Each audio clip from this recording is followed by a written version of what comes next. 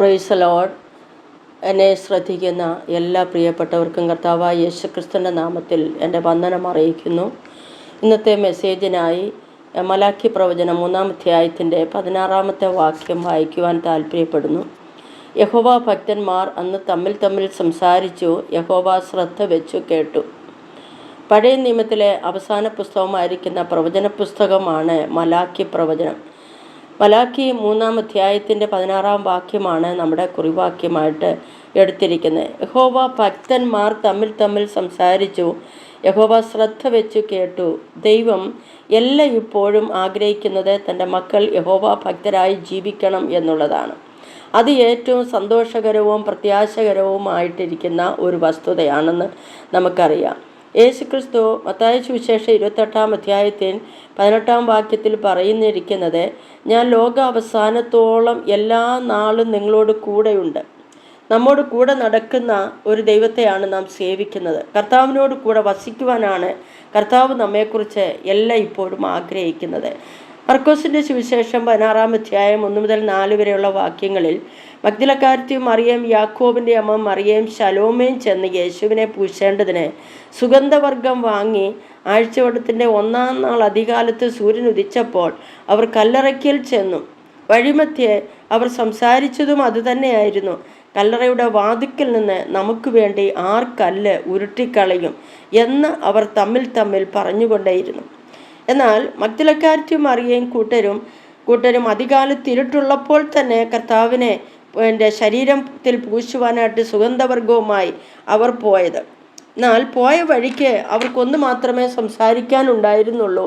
അവർ സംസാരിക്കുന്നത്, നമുക്ക് വേണ്ടി ഈ കല്ല് ആരെ ഉരുട്ടി മാറ്റും. തലേദിവസം അവർ കണ്ടതാണ് യേശുവിനെ അടക്കം ചെയ്യുമ്പോൾ റോമൻ മുദ്ര കൊണ്ട് മുദ്ര വെച്ചതും കല്ലറവാതിക്കൽ വലിയ കല്ല് ഉരുട്ടി വയ്ക്കുന്നതും അവർ കണ്ടതാണ്. അവരുടെ ചിന്തയും അതായിരുന്നു. മഗ്ദലക്കാരത്തിയും മറിയയ്ക്ക് ഒത്തിരി കാര്യങ്ങൾ പറയാനുണ്ട്. എന്നാൽ അവൾ ഭൂതബാധിതയായിരിക്കുന്ന ഒരു അവസ്ഥയിൽ യേശു കർത്താവ് അവളെ സൗഖ്യമാക്കി. എല്ലാവരാലും തള്ളപ്പെട്ടവളായി നിന്ദിതരായി മഗ്ദലക്കാരത്തി മറിയെ യേശു ചേർത്ത് പിടിച്ചു. അവൾക്കത് മറക്കാൻ കഴിയുകയില്ലായിരുന്നു. എന്നാൽ യോഹന്നാന്റെ സുവിശേഷം 28-ാം അധ്യായത്തിൽ നമ്മൾ വായിക്കുമ്പോൾ 20-ാം വാക്യം 11-ാം വാക്യത്തിൽ വായിക്കുമ്പോൾ ഇങ്ങനെ പറയുന്നുണ്ട്, മറിയ കല്ലറയ്ക്കൽ കരഞ്ഞും കൊണ്ട് നിന്നു. കരയുന്നതിനിടയിൽ അവൾ കല്ലറയിൽ കുനിഞ്ഞു നോക്കി. അവിടെ നിന്ന് ഒരു ദൂതൻ ചോദിച്ചു, സ്ത്രീയെ, നീ കരയുന്നത് എന്ത്? എൻ്റെ കർത്താവിനെ എടുത്തുകൊണ്ടുപോയി. യജമാനനെ, നീ അവനെ എടുത്തുകൊണ്ട് പോയെങ്കിൽ അവനെ എവിടെ വെച്ചു എന്ന് പറയുക. ഞാൻ അവനെ എടുത്തുകൊണ്ട് പൊയ്ക്കോളാമെന്ന്. അത്രമാത്രം മഗ്ദലക്കാരത്തി മറിയയ്ക്ക് യേശുവിനോട് ആഴമായ സ്നേഹമുണ്ടായിരുന്നു. ഇവരാണ് തമ്മിൽ സംസാരിച്ചത്, ആർ നമുക്ക് വേണ്ടി ഈ കല്ല് ഉരുട്ടി മാറ്റും. ദൈവത്തിലെ നമ്മുടെ ജീവിതത്തിൽ ഉണ്ടാകുന്ന ഭാരമേറിയ വിഷയം എങ്ങനെ പരിഹരിക്കുമെന്ന് നാം പറയുമ്പോൾ തന്നെ, ചിന്തിക്കുമ്പോൾ തന്നെ ദൈവം അതറിയുന്നു. നമ്മുടെ കഷ്ടതകൾ, നമ്മുടെ വേദനകൾ, നമ്മുടെ ദുഃഖങ്ങൾ, നമ്മുടെ നെടുവീർപ്പുകൾ എല്ലാം അറിയുന്ന ഒരു ദൈവത്തെയാണ് നാം സേവിക്കുന്നത്. ആർ നമുക്ക് വേണ്ടി പ്രവർത്തിക്കുമെന്ന് നാം പറയുമ്പോൾ തന്നെ നമ്മുടെ കരച്ചിലിൻ്റെ ശബ്ദം കേട്ട് നമ്മുടെ വേദനയുടെ അനുഭവങ്ങൾ മനസ്സിലാക്കിയ കർത്താവ് നമുക്ക് വേണ്ടി പ്രവർത്തിക്കുവാൻ ദൈവശക്തനായ ദൈവമാണ്.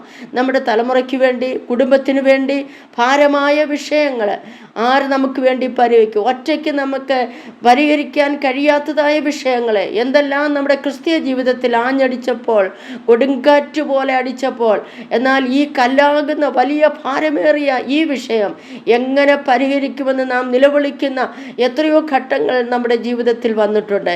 ദൈവത്തിലെ ആ കല്ല് ഉരുട്ടി മാറ്റുവാൻ ദൈവം തൻ്റെ ദൂതനെ അയച്ചതുപോലെ നമുക്ക് വേണ്ടി നമ്മുടെ പ്രശ്നങ്ങൾക്ക് പരിഹാരത്തിനായി കർത്താവ് തൻ്റെ ദൂതനെ അയച്ച് നമുക്ക് പരിഹാരം തരുന്ന ദൈവത്തെയാണ് നാം സേവിക്കുന്നത്. ഹല്ലേലൂയ, ദൈവത്തിൻ്റെ മഹത്വം. ഭക്തന്മാർ തമ്മിൽ സംസാരിച്ചത് യഹോവ ശ്രദ്ധ വെച്ച് കേൾക്കുന്നു.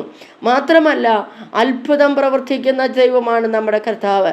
ഹല്ലേലൂയ, അത്ഭുത മന്ത്രി, വീരനാം ദൈവം, നിത്യപിതാവായ കർത്താവ് നമുക്ക് വേണ്ടി അത്ഭുതം ചെയ്യും. നമുക്ക് സ്വയം പരിഹരിക്കാൻ കഴിയാത്തതായ വിഷയം ദൈവത്തിന് പരിഹരിക്കാൻ കഴിയും. യഹോവയ്ക്ക് കഴിയാത്ത വല്ല കാര്യവുമുണ്ടോ? നമ്മുടെ ഭാരം യഹോവയുടെ സന്നിധിയിലേക്ക് കൊണ്ടുവരാം. നിന്റെ ഭാരം യഹോവയുടെ മേൽ വെച്ചുകൊള്ളുക. അവൻ നിന്നെ പുലർത്തും. നീതിമാൻ കുലുങ്ങിപ്പോകുവാൻ അവൻ ഒരു നാൾ സമ്മതിക്കയില്ല. Price the Lord. നമ്മെ അറിയുന്ന ഒരു ദൈവം നമ്മോട് കൂടെയുണ്ട്.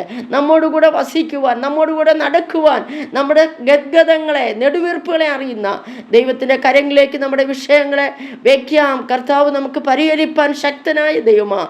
ദൈവം നമ്മെ മാനിക്കുവാൻ ശക്തനായ ദൈവമെന്ന് പൂർണ്ണമായി വിശ്വസിച്ച് നമുക്ക് ദൈവത്തിലേക്ക് സമർപ്പിക്കാം. ഈ വചനങ്ങളാൽ ദൈവം നമ്മെ അനുഗ്രഹിക്കുമാറാകട്ടെ. ആമേൻ. Praise the Lord.